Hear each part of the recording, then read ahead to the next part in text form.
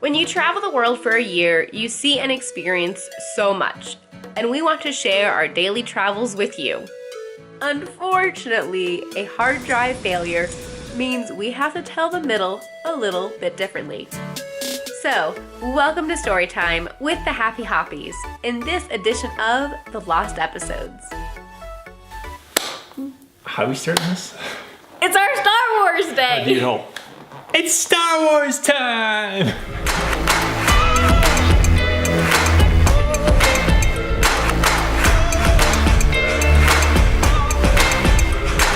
Today is the day we get to explore a bunch of Star Wars stuff. Yeah, this is kind of the whole reason that we went to Tunisia, because our friends from Greece told us how awesome it was to be able to just go on these sets, and they're not really like heavily guarded, so you can just walk around and explore at your own pace. And so I've seen all the Star Wars movies, but not like a super huge fan. But Peter's a bigger fan than I am. Still not like super crazy like some people, but yeah, I just enjoyed it. And so I had actually gone online and found a couple of websites, and like people had created the custom Google Maps with pins that had pictures and like descriptions of all the different Star Wars sets and locations that you could go see in Tunisia. And so I think Lisa can probably drop that in the link down below. I will. So you can easily find that. But yeah, so the first place we went to was Espa, which was a port city on the planet of Tatooine in the movie. Yeah, and then on the way there though, we actually saw like this herd of camels. And it was the strangest thing to me, because I just thought like camels were like, you know, people just use them to ride, and I didn't think we would see like a wild herd of camels. And so it was just so interesting. But as we got closer, we did notice that their front and back legs were tied up. Or I think it was just like one pair of legs. Maybe. Okay, yeah. Otherwise they would be like not able to walk at all. So like either their front or their back legs was like tied up. And so that way they couldn't like run very far. So it was still loose, so they didn't have to like hop. Right. You know. And so therefore it wasn't like they were completely wild, but there weren't any fences or anything. So they were somebody's camels that they were letting roam. Yeah, and I think on some of them, when you zoom in far enough, I think I could actually see that they were like branded. The beauty of a zoom lens. And so then we got to the set, and there were tons of people like ready to, you know, pounce on you for camel rides and to sell you goods. And we just wanted to walk around at first and just take some pictures of the set itself.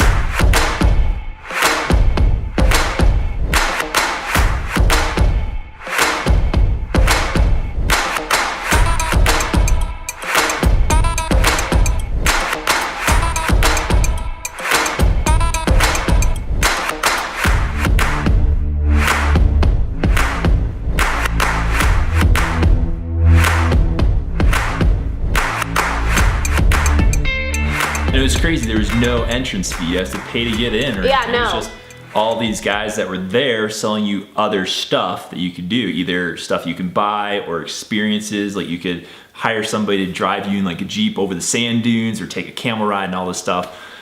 Crazy, no entrance fee. And it was also really crazy that like there wasn't any kind of like houses like a half an hour away from there, from what we saw, like driving to it. And so these people, like they drove really far just to be there early in the morning to sell you goods and things like that. So that just shows like dedication, you know, to their job. So it was really fun. We got to like wander around and kind of peek inside of all these little sets, all the little houses and huts and things.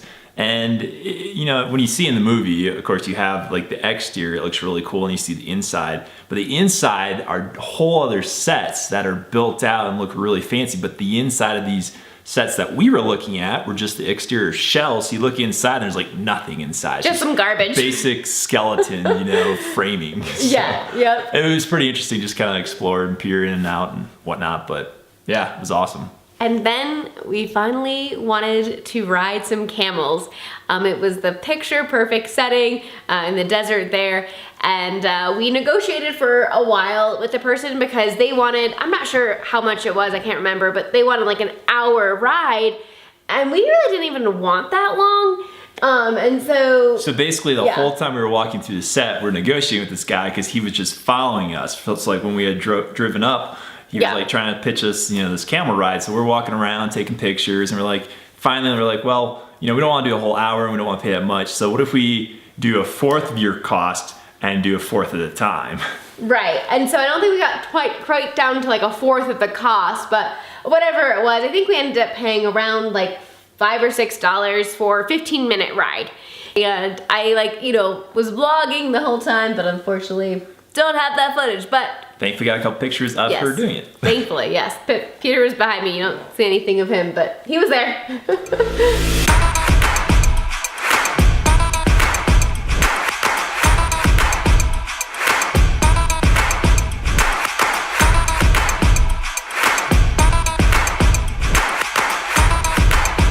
After we got back from the camel ride, then I decided, okay, we'll pull out the drone and try to fly it. But, because we were like, okay, well, we don't want to pull the drone out like beforehand, because then everybody's gonna be like, oh, you got money and we're gonna charge you all this money to do all this stuff. Right. Anyway, which we're like, no, we don't. Anyway, so we pull out the drone and I have it take off and was gonna start flying, but I realized pretty quick that the gimbal on it was just going spastic. It was just going all over the place. It wouldn't stay in one position.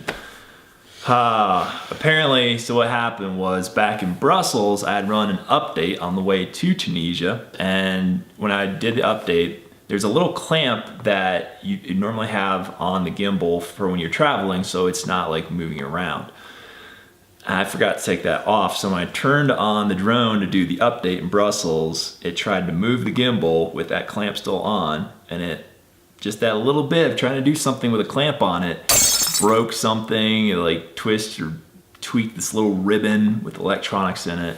And so then when I turned it on and in Tunisia, right there at Espa, it's just going all over the place. I'm like, no! I tried to like figure out a way to maybe see if I could like get it to stay in one place, but it wouldn't. I mean, it would just keep going. Even if I put because I'm like, okay, it's broken at this point. If I put that piece back in there, maybe it'll hold it in one place, but it would get itself worked out of there, but then still go all over the place. So it didn't work. We didn't have any usable footage. And it was a big bummer because Tunisia was one of the few countries we were going to that had almost no like regulations on like where you could or couldn't fly. I mean, it was pretty wide open. I mean, there's a few rules, but like this place that we were at, it would have been wide open. I could have gotten some amazing drone footage. So then we drove on a little bit further towards, what's that country next door? Is it Algeria on that side?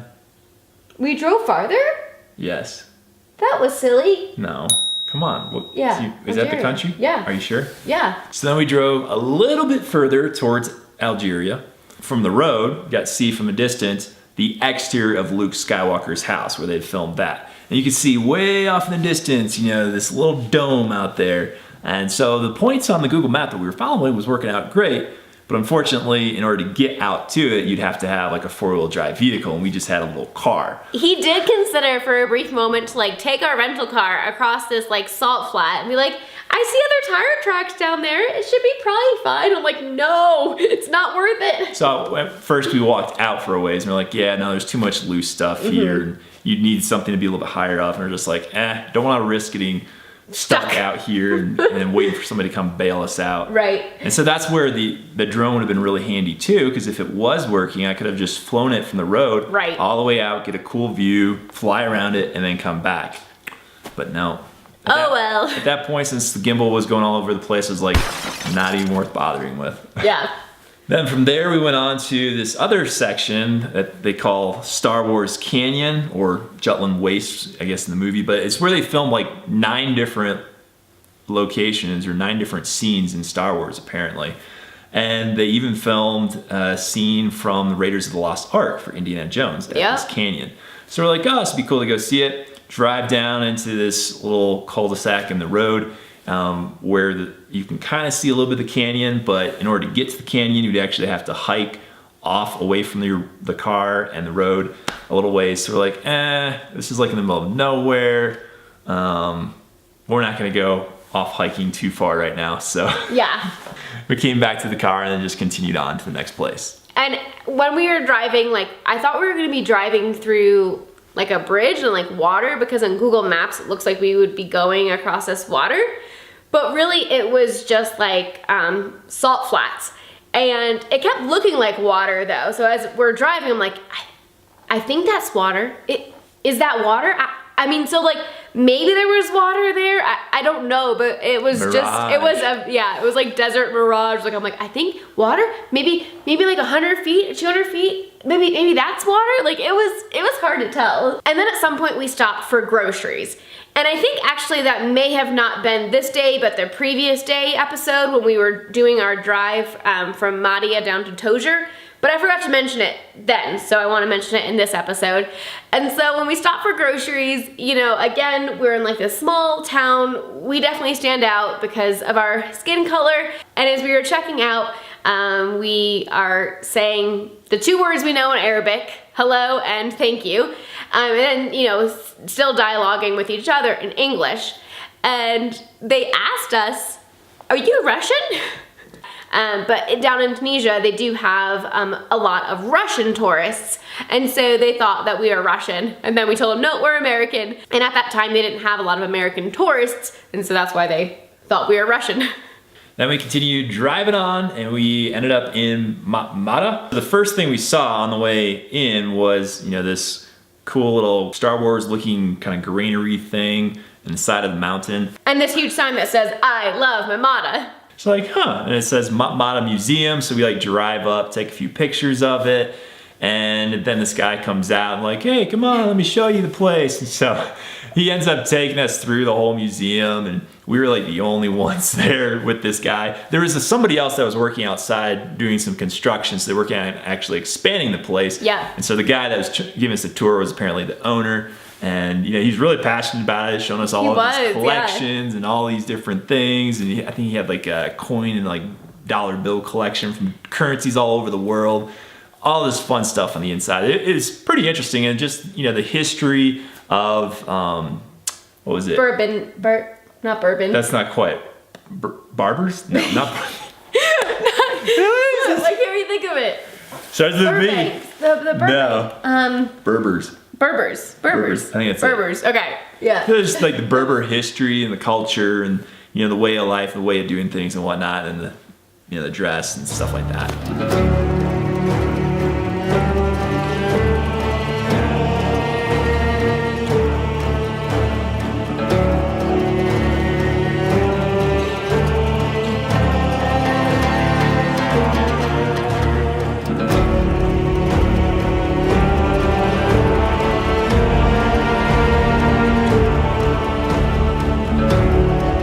It was really interesting. It was kind of a cool little museum, but it was just weird that we were the only ones there. Yes, so it was like super cool because he was so friendly and like coming out to us and like, come in. And we were hesitant at first because first we were like, well, how much does this cost? Like, we don't know like what we're getting ourselves into. And then like as we were going like through it, I mean, we were going down some steps and I'm like, I don't know my way out of this place right now. Like, you know, little warning light starting to go off in my head. Like, we're the only tourists here right now, and he's taking us down some like creepy tunnel. This is a little bit scary, but like I felt comfortable with him. Like he was really nice.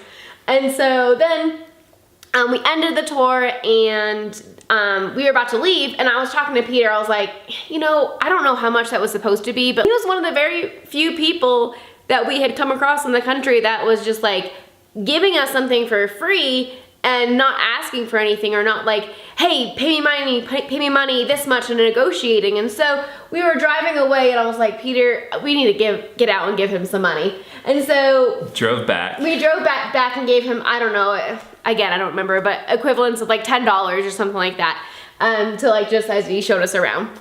So then, and he was super grateful and really nice about it. Yep. And so he actually had a hotel like there as part of the museum, but we had told him, because he asked us about like where we were staying that night, but we told him that we were planning on going to Luke Skywalker's house and spending the evening there. And so that's what we did. We went and went into Luke Skywalker's house. This is where they filmed the inside. So before we had seen the exterior, this is where they had filmed the interior of Luke Skywalker's house. And we got there like right when there was like another tour group that had, like, I think just arrived. Yep. They went through there really fast and then left. We were like waiting around because we're like, okay, do we need to pay a fee? And we're like, we want to reserve a room for the night and all this stuff. So we were hanging out for a little bit. Finally got to see somebody, and they told us what the rates were going to be. And, you know, went and showed us the room and all that good stuff. Yeah, and actually the rate was more than we thought it was gonna be online. Like it was like $5 more. And so with that, we're like, oh snap, we just paid this dude $10 back, you know, seeing the museum, and so now we don't have enough currency. Again, currency issues. Basically, the reason we had such currency issues is because we weren't in the country for such a limited time, and we didn't want to pull out more cash than we needed and then end up not spending it. And a lot of times for hotels, you think that they're able to accept credit card, but we got there and quickly realized this is a really small place and they're not accepting credit card. But I think it was still like the equivalent of, I think we ended up spending $20, and that was including the hotel and breakfast. And then it was more for dinner, and we didn't have enough, but then they still gave us dinner anyways. So that was nice, but also a little bit creepy, which you'll find out in the next episode. But anyways, do you want to say anything else? So it was kind of cool. I mean, there were parts of the inside where they had pictures of like George Lucas and some of the actors, and then this guy that was showing us around that was like the owner there. And, you know, just showing that, yeah, this is where they filmed this. You know, this is where, you know, Luke Skywalker was eating dinner with blah, blah, blah, all this stuff. So it was kind of cool just seeing that. But it's definitely one of those places we later found out is good to go to and see during the day. Yeah. And then make sure you have time to be able to get on to your next destination somewhere else. More on that in the next video. Yes, you hear, wow, you got to spend the night in Luke Skywalker's place? That sounds incredible. No, don't do it. As soon as we walked in, like, I just had a really big sense of, this is dark, we need to leave. But here's the problem, and this is a safety tip for Tunisia that they have written on travel.state.gov, is not to drive after dark. And because we were planning... Especially in the mountainous regions, which this was kind of a mountainous region. Exactly. And so since we were there, and we only had about 30 minutes of daylight left, and the next like big city where we could just like go and get a hotel for the night and they would probably have availability was like an hour away.